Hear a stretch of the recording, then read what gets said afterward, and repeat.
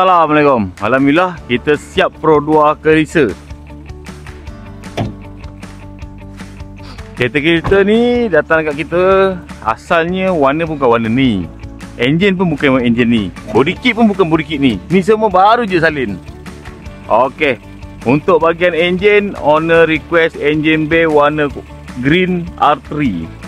Okey, untuk enjin, owner berminat dengan Storia K3 VE2 Auto.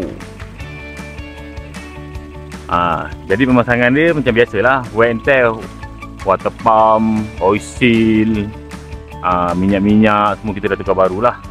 Jadi sekarang kita dah running, dah pun buat push pakom.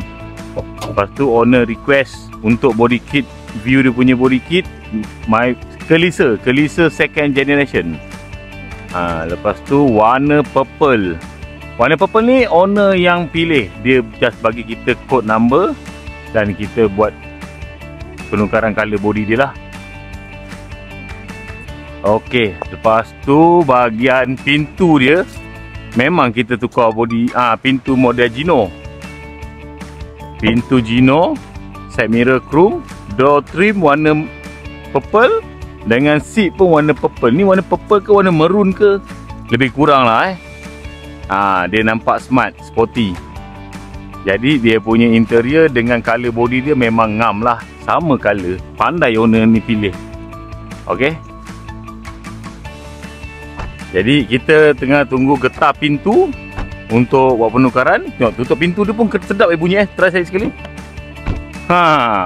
Kedap je bunyi dia.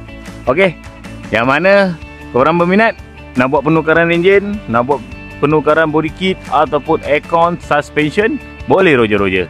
Jangan lupa like, komen dengan share sekali. Assalamualaikum.